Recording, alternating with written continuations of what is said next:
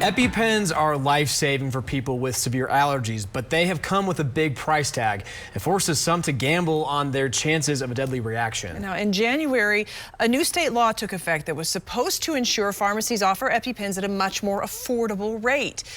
As Chief Investigative Reporter Tony Kovaleski shares, some pharmacies are not complying. Right now, I'm on JV. I'm hoping to get moved up. Jackson Pugh does not back down from challenges. Rugby is just more action. He's a high school athlete, and on the field, he counts on support from his teammates and coaches. It's a good cause here. I'm really proud of you for that. Thank you, Coach. That's great. Off the field, his food allergy forces him to rely on support from the medication inside this syringe. It's hard for some people to understand kind of the fear of living in a world where something as small as like a Reese's Pieces could be life-threatening. Like thousands in our state, Jackson develops a severe reaction to peanuts. I'm fortunate enough to where my parents, they have the money to afford it every year. There's some people who don't have enough money to afford it. And that's why Colorado lawmakers stepped in last year.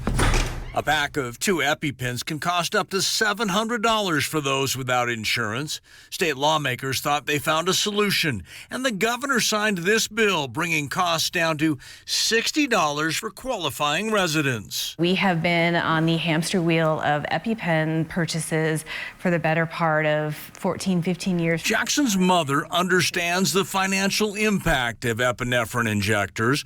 Both her son and her daughter have serious peanut allergies. We estimate we paid north of $25,000 in this particular product. I think that's conservative. And that's part of the reason Carrie and Jackson testified before lawmakers last year. We're very excited to see lawmakers in Colorado step up and stand up for us. But here is where the success story gets complicated. What happens when a law is nothing more than words on a piece of paper?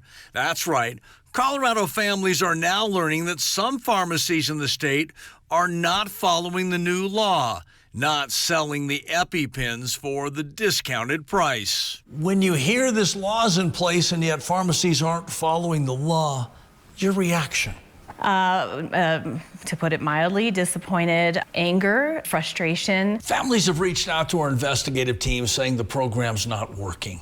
Reaction? So it's disappointing to hear. State Senator Dylan Roberts co-sponsored Colorado's EpiPen law. When somebody ignores a law that you put into place, what's that like? It's disrespectful to the state of Colorado by these big pharma companies, and then it's disrespectful to Coloradans, especially ones who need this life-saving medication. So the question now, what is the reason pharmacies are ignoring the new law? Denver 7 Investigates wants to get that answer. During the next several days, our team will visit several local pharmacies, asking questions and looking to identify the real reason why some are ignoring this law. Your reaction on the potential impact our test might have? Would like to see how this interaction goes. To see it, on camera live is going to be really helpful. It'll put a real face to this, and it will help us with the next bill that we are going to have to bring. As a mom, what's your message to the pharmacies and the pharmaceutical companies that are saying they're not going to offer these prices? Shame on you. Which brings us back to the Pugh family. Carrie and Jackson also want to know why some are not following the law, a law carrying a potential $10,000 fine to violating pharmacies. When it's not being followed, what's that say? Is telling me that those with the power to do something don't care. My kids' lives are valuable, and I can't protect them all the time. Love you, bud. I love you too, Mom. Carrie and her son Jackson are also very interested to see what we uncover. Our team hopes to answer if the problem is pharmacies are simply not aware of the new law, or if they are choosing profit over patient care, overtly electing not to comply with the new law, and the assistance of significantly reduced prices on those EpiPens. In the coming weeks, we will report back to you with what we discover. I'm Chief Investigative Reporter Tony Kovaleski.